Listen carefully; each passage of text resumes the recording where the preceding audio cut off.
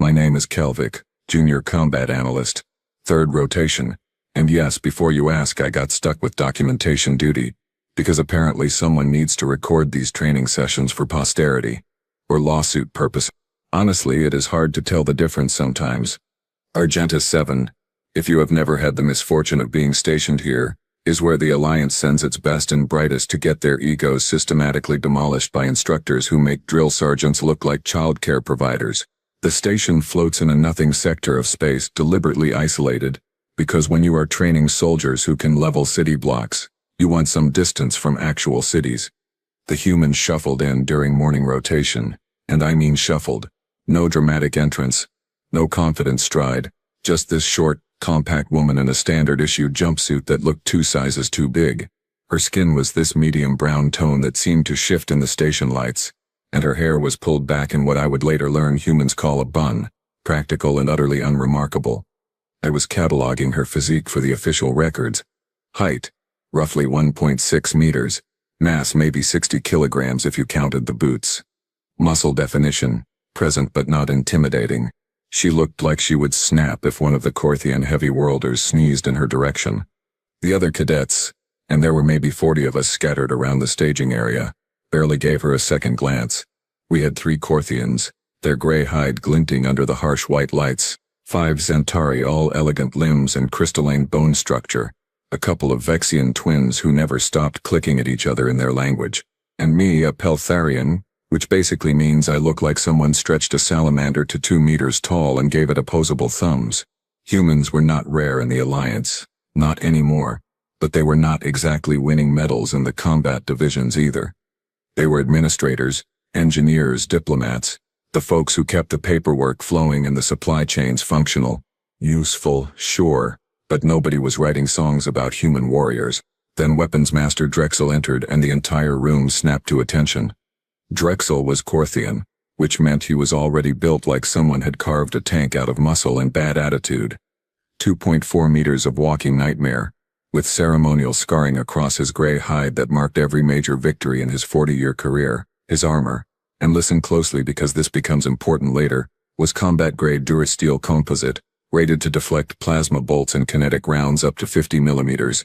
He swept his gaze across us, those small yellow eyes missing nothing. And when they landed on Torres, his mouth split into something that might have been a smile if smiles carried that much contempt. Oh, this was going to be entertaining. Drexel had a reputation that preceded him like a shockwave. 83 consecutive training cycles without a single cadet landing a meaningful strike. Not a scratch, not a dent, not even a scuff mark on that precious armor of his. He had broken bones, shattered confidence, and sent more than a few promising careers spiraling into desk jobs. The Alliance kept him around because, well, if you could survive Drexel, you could probably survive actual combat. He circled Torres like a predator evaluating prey, his footsteps heavy enough to vibrate through the deck plating. A human, he said, and the way he pronounced it made it sound like a diagnosis. With a blade. Torres had been assigned her equipment moments before, and yeah, it was a blade.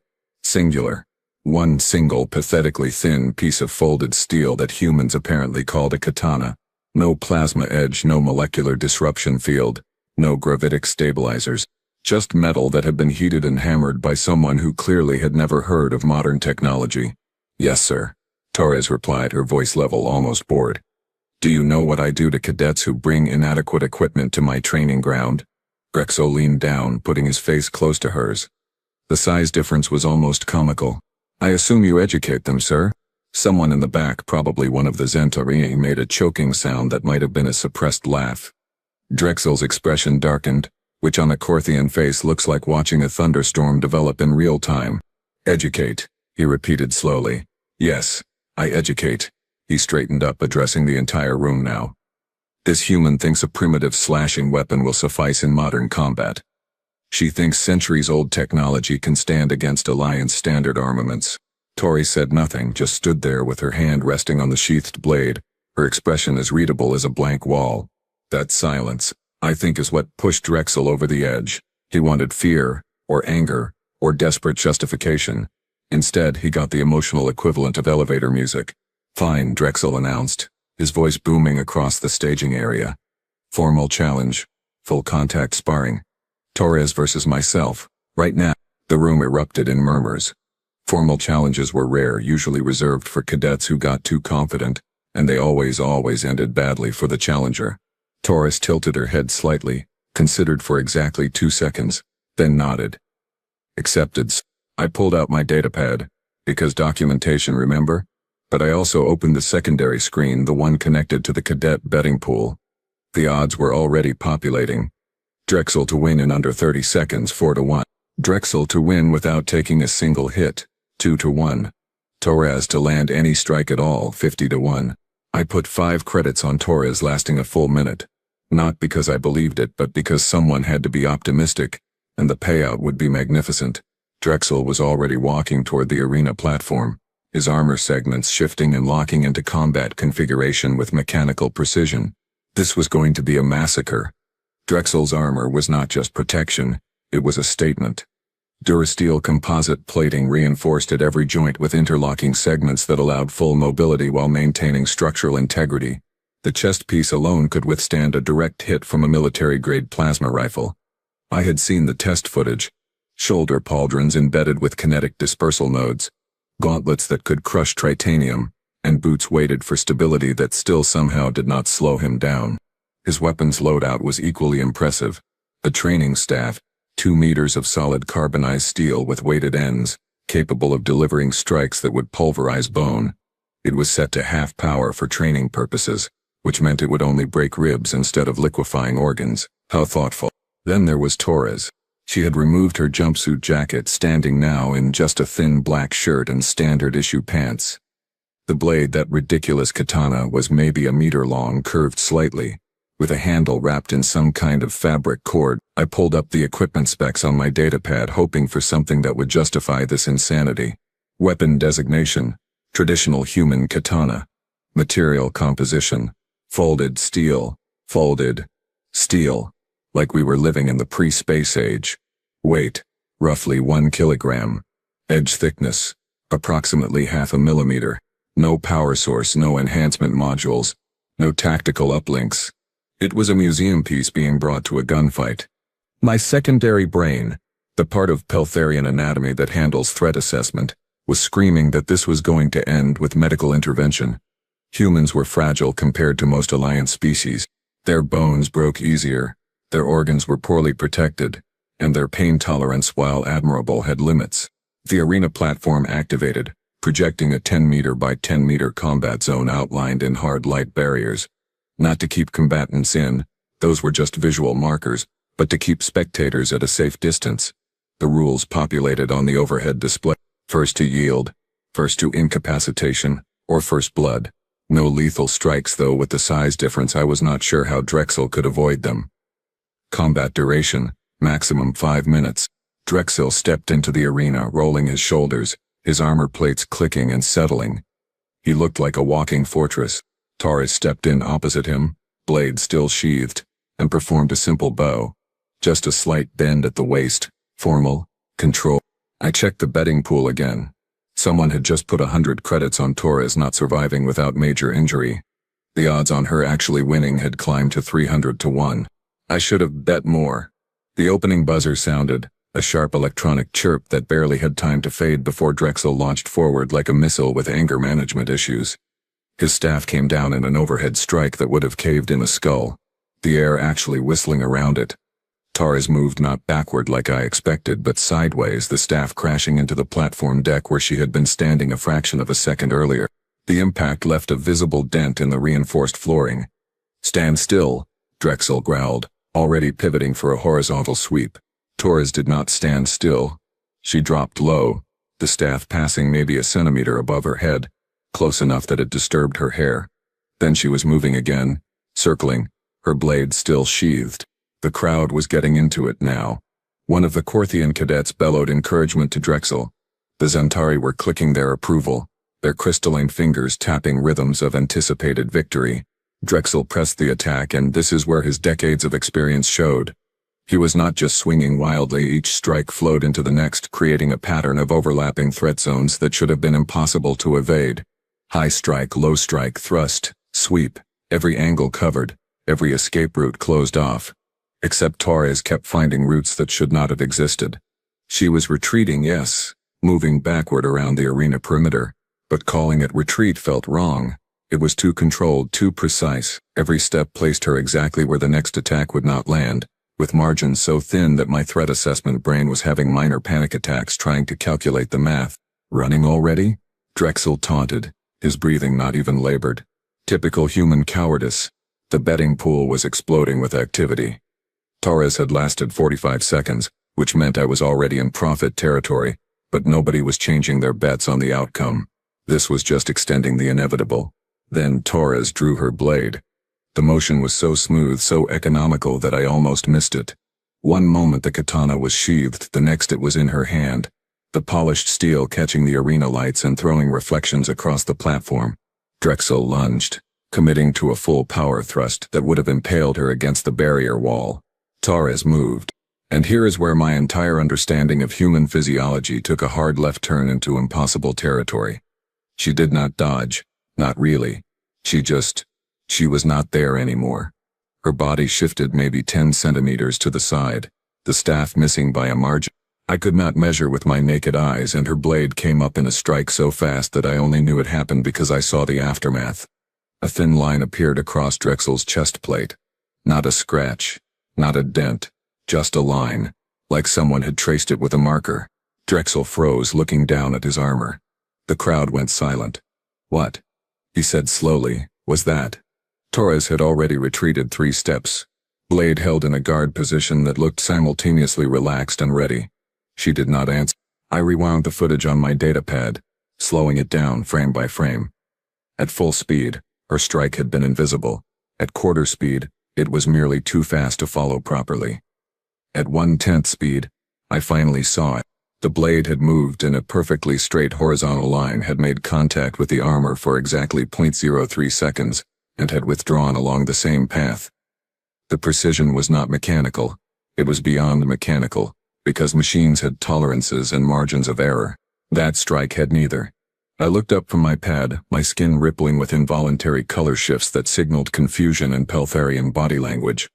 Torres was smiling now, just barely, like she had remembered a private joke. Drexel charged again, and this time there was no restraint in his movements. This time he was actually trying. Drexel's second assault made his first look like a warm-up exercise. His staff became a blur of carbonized steel strikes coming from angles that should have required him to dislocate joints. Combinations that violated conventional combat geometry. He was using techniques I had only seen in archived footage from actual war zones, the kind of moves that ended careers or lives depending on the setting.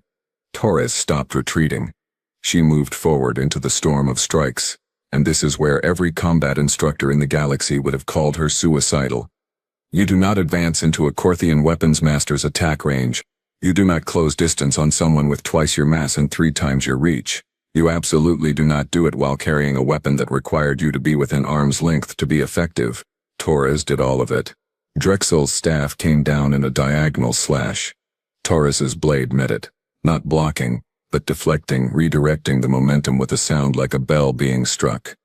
The staff missed her shoulder by millimeters. His follow-up thrust came immediately. Textbook perfect, aimed at her center mass. Her blade traced a circle in the air, the staff sliding along the katana's edge and passing beside her ribs. "How are you?" Drexel grunted, frustration bleeding into his voice.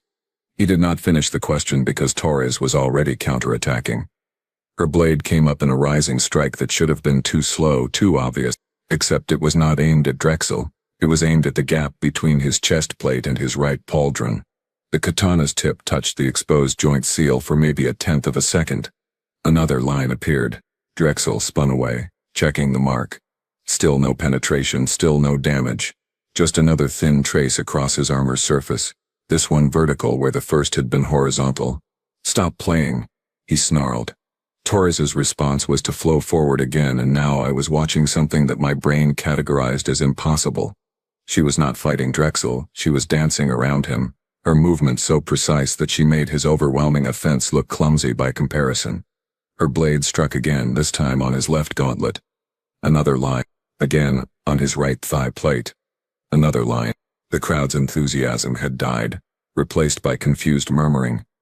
The Korthian cadets had stopped cheering, One of the Zentari was leaning forward, her crystalline eyes narrowed in concentration. I was recording everything, but I was also zooming in on the marks Torres was leaving.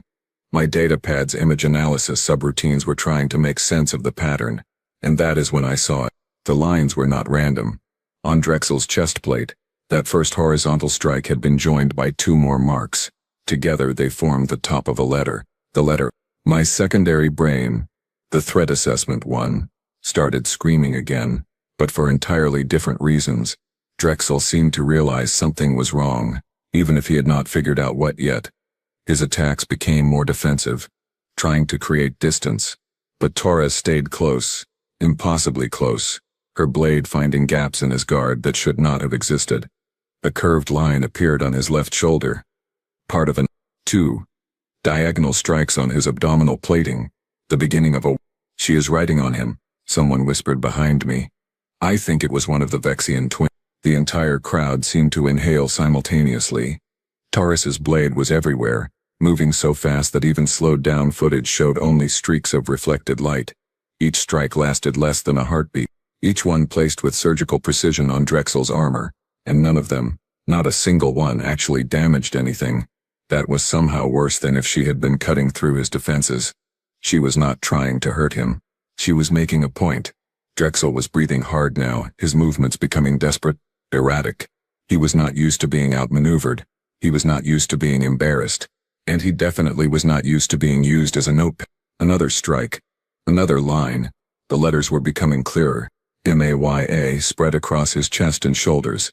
She was signing her work. The horror on Drexel's face was matched only by the growing amazement rippling through the spectator crowd. Someone had started a new betting pool, this one focused on what the complete message would say. I did not bet. I was too busy trying to understand how a human, the species we had categorized as middle-tier combatants at best, was systematically humiliating the most decorated weapons instructor in 3 sectors. Torres stepped back for a moment, blade held loosely, and looked at Drexel like an artist evaluating a canvas. She was not even breathing hard. The timer read 3 minutes and 42 seconds when Torres made her final strike, a delicate upward flick that added the bottom curve to the letter E on Drexel's right pauldron. Then she stepped back, lowered her blade, and bowed again, that same formal gesture from the beginning. Drexel stood there, chest heaving, his staff held in a white-knuckle grip that was bending the carbonized steel. He looked down at his armor, really looked at it for the first time since the duel began. And his expression cycled through confusion, disbelief, and then landing solidly on rage. The marks were everywhere. Thin, precise lines that had not scratched the surface, had not even disturbed the factory coating, but were clearly visible as slight discolorations where molecular bonds had been stressed without breaking. Across his chest plate, in letters maybe 10 centimeters tall, Maya Torres. Down his right arm was here. His left shoulder had a small smiley face. I am not joking. An actual smiley face, 2 dots and a curve, etched with the same impossible precision as everything else. You, Drexel started, his voice shaking with something between humiliation and fury. You did not even try to fight. Torres sheathed her blade with a soft click. With respect, sir, I was not here to fight. I was here to prove a point. By defacing Alliance military equipment, by demonstrating that your armor is not as impenetrable as you believe, and that underestimating your opponent based on their choice of weapon is a fatal flaw in tactical assessment.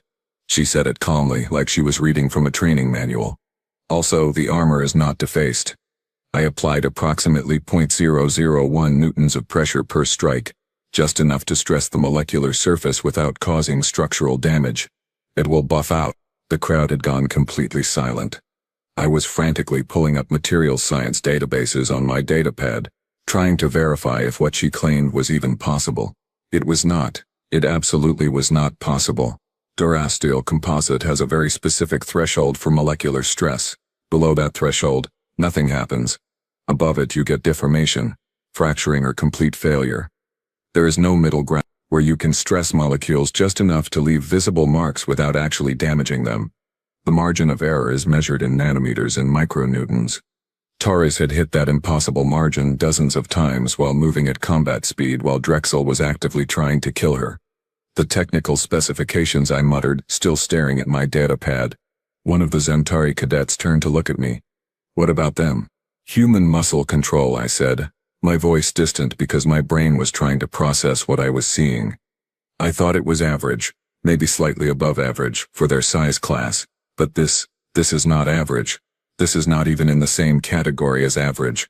Torres was walking toward the arena exit, apparently done with the whole situation. Drexel just stood there, looking down at his armor, at his ruined reputation spelled out in permanent molecular stress patterns. How? He finally asked, his voice hollow. Torres paused at the barrier line, glanced back over her shoulder. Practice, sir. Lots and lots of practice. Humans have been perfecting blade work for approximately 4,000 years. We have gotten fairly good at it. That is not an answer. It is the only answer I have. She stepped through the barrier. Your armor held up perfectly, by the way. You should be proud of the Alliance engineering team. Drexel looked like he wanted to throw his staff through a bulkhead. Instead, he carefully set it down, turned, and walked out of the arena without another word. The betting pool resolved. Torres had won by technical superiority without causing opponent injury, a result so unusual that the system had to create a new payout category. I had earned back my 5 credits plus 200 more on the Torres last's full-minute bet. It did not feel like winning. It felt like I had just witnessed something that was going to change how the Alliance viewed human combatants, and I was not sure anyone was ready for that conversation. The Vexian twins were already arguing about the implications in rapid-fire clicks. The Corthian cadets looked like they had just watched their deity trip over its own feet. And Torres? She was heading toward the equipment return station, probably to clean her blade and file the required post-combat documentation. Like this was just another Tuesday. I spent the next 2 hours in the station's archives, pulling every available file on human physiology, combat doctrine, and historical warfare. What I found was not reassuring. Humans have approximately 640 muscles, most of them capable of independent fine motor control. Their nervous system can process proprioceptive feedback, that is awareness of body position, at rates comparable to species twice their size, but the real nightmare fuel was their training methodology. Repetition. Endless, mindless, soul-crushing repetition, where most Alliance species trained until competency, humans trained until movements became involuntary. They called it muscle memory, which is a stupid name because muscles do not have memory, but the principle was sound. Repeat a motion 10,000 times and your nervous system hardwires it, bypassing conscious thought entirely. Torres had probably practiced that same strike, that exact angle and pressure, millions of times. Not in combat, not under pressure, just standing in a room somewhere, cutting at nothing, perfecting the motion until her body could execute it without her brain's involvement. That was horrifying. The station was buzzing with activity. News of the duel had spread through every department within 20 minutes. I passed 3 separate groups of cadets arguing about human combat potential, 2 instructors reviewing Torres's files with expressions of deep concern, and 1 maintenance worker trying to explain to his supervisor why he needed specialized buffing equipment for Drexel's armor.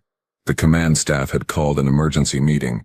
I was not invited, being lowly junior analyst, but I had access to the meeting room's environmental sensors, and let me tell you, the temperature in there suggested heated debate. Drexel had not attended. He was in his quarters, door locked, status listed as unavailable. Rumor mill suggested he was either planning his resignation or planning a rematch, possibly both. I found Torres in the station commissary, eating something that looked like it had started life as vegetables before being aggressively steamed into submission. She was alone, which given the circumstances was probably intentional on everyone else's part. I sat down across from her without asking permission. Can I ask you something? She looked up, chewed, swallowed. Sure. How long have you been training with that blade? Since I was 7 years old. So, about 22 years. 22 years, she had been practicing longer than I had been alive. Why? I asked. Why dedicate that much time to something so, no offense, archaic? Torres considered the question while stabbing another piece of vegetable matter. Because my instructor told me that mastery is not about the weapon, it is about understanding yourself. The blade is just the tool that teaches you control, discipline, and precision. Those skills transfer to everything else, so you could do that with any weapon. Theoretically. Yes, practically. I would need to train with it for a few years first. She said it like a few years was nothing. Like time was just another resource to be allocated. Drexel is not going to forgive this. I warned her. I did not ask for his forgiveness. I asked for his respect. She met my eyes and there was something in her expression that made my threat assessment brain sit up and pay attention. Whether he gives it or not is his choice. What if he challenges you again? Taurus smiled. Just a little. Then I will write a longer message. I submitted my official report 3 days later and it got flagged by every department head on the station. Not because I had made errors but because the conclusions were uncomfortable. Humans are not dangerous because they are strong. Half the Alliance species can outlift them. They are not dangerous because they are fast. Plenty of species have better reflexes. They are not even dangerous because of their technology, which is adequate but not exceptional. Humans are dangerous because they are patient. They will spend decades perfecting a single skill.